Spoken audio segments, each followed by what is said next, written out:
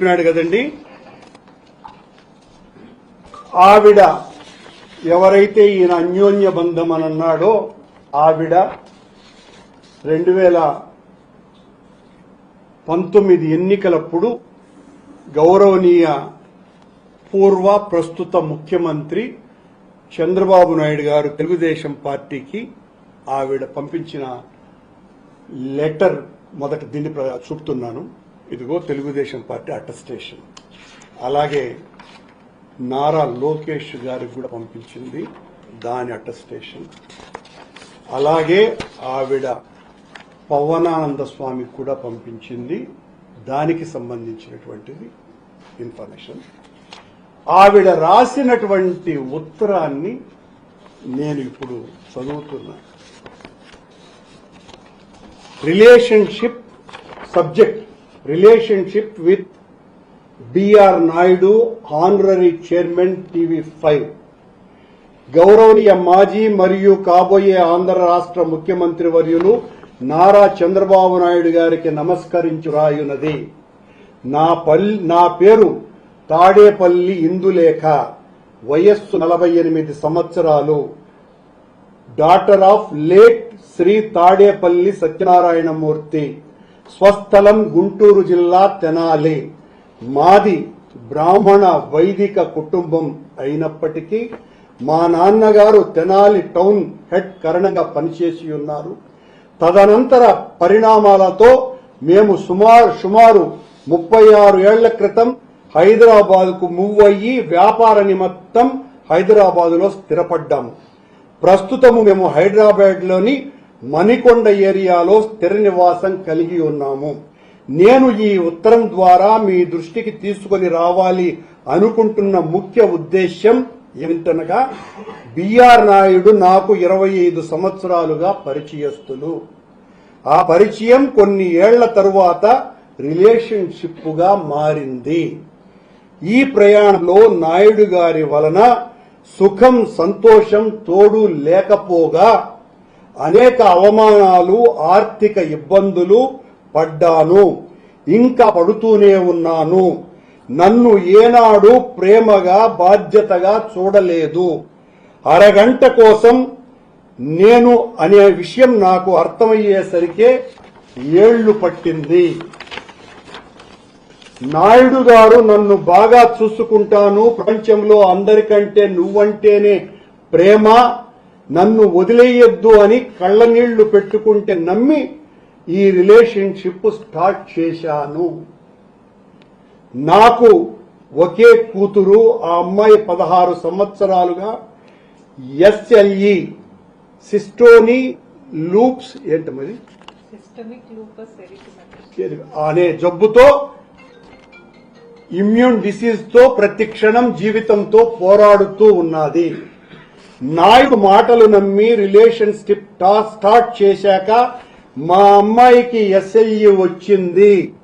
Relationship start చేశాక మా అమ్మాయికి SLE వచ్చింది.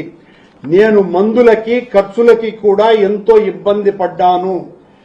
ఎవరితో మాట్లాడకూడదు, ఏ పని చేసుకోకూడదు అనేది అనుమానం ఆయనకు. ఆయన చూడాలి అంటే తాళి కట్టానా, బాకీ ఉన్ననా, లంజా అనే మాటలు తప్ప కుక్క కన్నా హీనంగా చూశాడు నన్ను.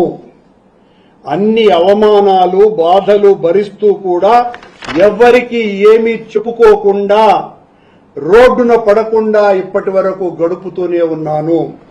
నా గురించి తెలిసి వైఎస్ఆర్సీపీ వాళ్లు నన్ను అప్రోచ్ అయ్యి నాయుడిని ఎక్స్పోజ్ చేయమని ఇన్ రిటర్న్స్ ఏదో చెప్పాడు, 10 కోట్ల డబ్బులు కారు నామినేట్ ఇస్తామని కూడా అన్నారు. నా మీద చాలా ఆపరేషన్ కూడా చేశారు. బేసికల్ గా నేను చిన్నప్పటి నుంచి టీడీపీ అభిమానిని కావటంతో పార్టీ కష్టకాలంలో అటువంటి పనులు చేయకూడదు మరియు మనస్ఫూర్తిగా నమ్మి ప్రేమించిన నాయుణ్ణి రోడ్డున పడేయలేక ఆ పని చేయలేదు. దేవుడు వాణ్ణి శిక్షిస్తాడు అనుకొని సర్దుకొని పోయాను. నా మీద 2016 నుంచి ఎవరో నిఘా పెట్టి నన్ను వెంబడిస్తూనే ఉన్నారు. ఒకే వ్యక్తి పేరు వేరు ప్లేసెస్ లో కనిపిస్తూ నన్నే చూస్తూ ఉంటాడు. నన్ను హైదరాబాద్ విడిచి వెళ్లమని లేదంటే చంపేస్తామని కూడా బెదిరించినారు. ఇందులో కూడా నాయుడు నాకు ఎలాంటి హెల్ప్ చెయ్యలేదు. బయటికి వెళ్లొద్దు, ఇంట్లోనే ఉండు అని చెప్పడం తప్ప ఈ రోజుకి ఆర్థికంగా సామాజికంగా ఎన్నో ఇబ్బందులు పడుతూనే ఉన్నాను. బిఆర్ నాయుడు ఒక భయంకరమైన ఉమనైజర్, వావి వరస లేనటువంటి వ్యక్తి. అతనితో ఏ పని ఉంది అని అంటే పడుకోకుండా చెయ్యను అని మొహం మీదే చెప్తాడు. బిఆర్ నాయుడు ఒక భయంకరమైన ఉమనైజర్, వావి వరసలు లేని వ్యక్తి.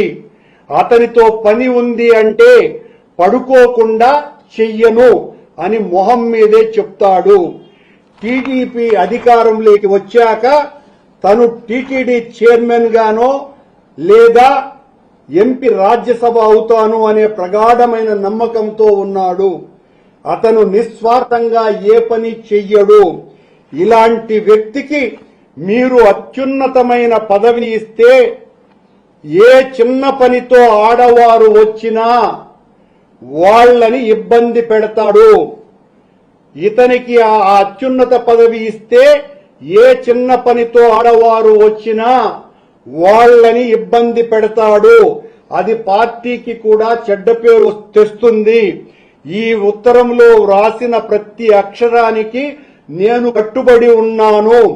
పెద్దలు గౌరవనీయులైన మీరు నా ఆవేదన అర్థం చేసుకోగలరని భావిస్తున్నాను. కాపీ టు నారా లోకేష్ గారు, శ్రీ కొణిదెల పవన్ కళ్యాణ్ గారు. ఇట్లు ఇందులేఖ ఆవిడ ఫోన్ నంబర్.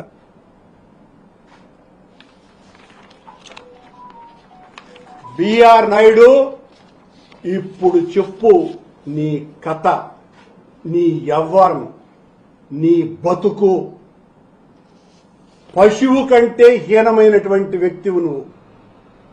పవిత్రమైన దేవాలయంలో పాడు పనులు చేసేటువంటి నీచాతి నీచుడివి నువ్వు.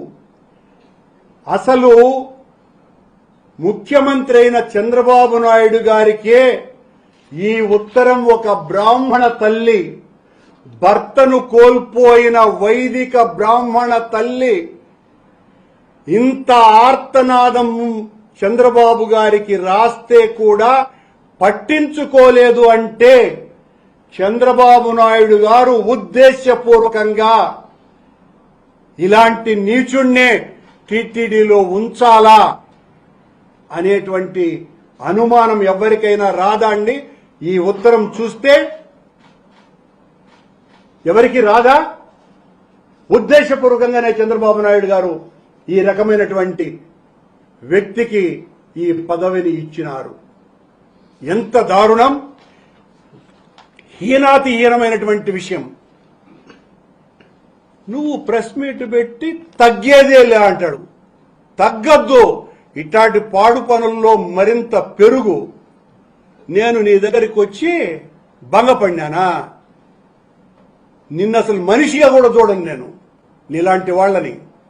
నీ దగ్గరికి నేను ఆయన నిన్న మాటల్లో నా దగ్గరికి వచ్చాడు. వాడి కథ అంతా కూడా తెలిసిపోయి భయపడిపోయి నా దగ్గరికి నన్ను అప్రోచ్ అవ్వాలని చూసినాడు.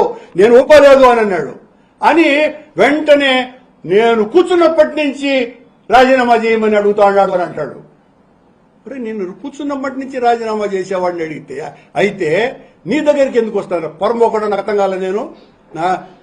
నేను ఏం మాట్లాడతావయ్యా నువ్వు? నిన్ను చూస్తే నాకు భయమా?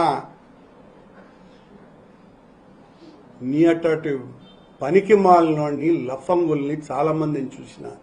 నీలాంటి వాళ్ళు ఈ పదవికి అర్హులు కారని మా బాధ అది. అంతే తప్ప మీ మీదేం నాకు వ్యక్తిగత ద్వేషం ఏమి లేదు. నాయుడు గారు ఇప్పుడు